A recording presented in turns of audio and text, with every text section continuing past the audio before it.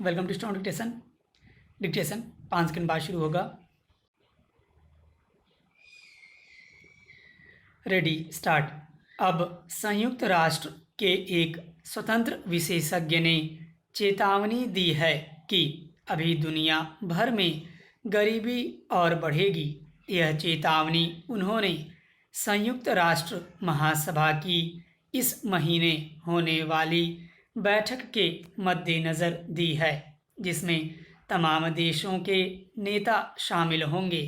संयुक्त राष्ट्र मानवाधिकार परिषद की तरफ से गरीबी और मानवाधिकारों के संबंध में सलाह देने के लिए नियुक्त बेल्जियम के कानूनी विशेषज्ञ ओलिवर डे सटर ने दुनिया भर में सामाजिक सुरक्षा के लिए जुटाए उपायों की कमियों को रेखांकित किया है।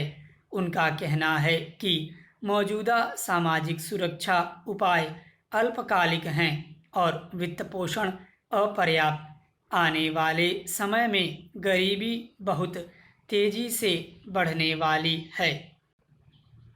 गरीबी के तय पैमाने के अनुसार मौजूदा गरीबों में करीब 17 करोड़ 60 लाख लोग और जुड़ सकते हैं।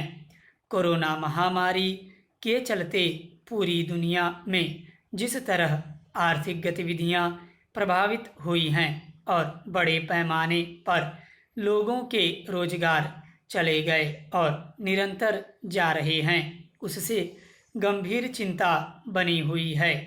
आने वाले दिनों में कम आबादी और बेहतर अर्थव्यवस्था वाले देशों के तो इस संकट से जल्दी पार पा लेने की संभावना है, मगर भारत जैसे अधिक आबादी वाले और पहले से लड़खड़ा चुकी अर्थव्यवस्था वाले देशों के लिए यह स्थिति भयावह हो सकती है। पिछले 90 सालों में ऐसी महामंदी का दौर कभी नहीं आया।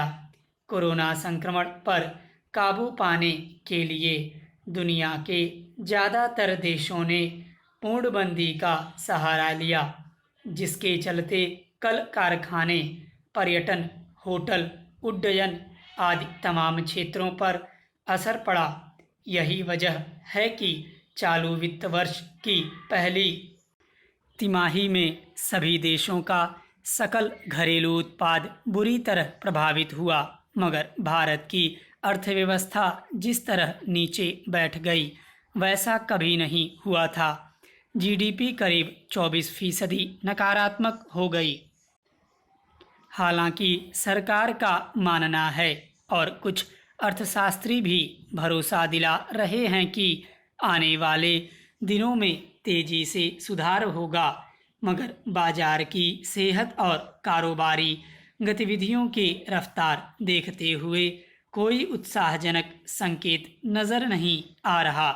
पहले ही अर्थव्यवस्था 3% के आसपास घिसटने लगी थी, जिसके चलते सूक्ष्म, छोटे और मंझोले कारोबार मुश्किल में पड़े हुए थे। इन क्षेत्रों में सबसे अधिक रोजगार सृजन होता है, इसलिए इनकी हालत खराब होने की वजह से बहुत सारे लोगों के लगे लगाए रोजगार भी खत्म होने लगे थे। 30 पर कोरोना काल की पूर्णबंदी ने उनकी कमर तोड़ दी। कल कारखाने बंद होने के बाद उनके आसरे जीवन बसर कर रहे लोगों की रही सही उम्मीद भी टूट गई और वे झुंड के झुंड शहरों से अपने गांवों की तरफ पलायन करने लगे। हालांकि सरकारों ने छोटे उद्यमों और प्रवासी मजदूरों के लिए राहत पैकेज की घोषणा की, मगर वे व्यवहारिक कदम साबित नहीं हो रहे।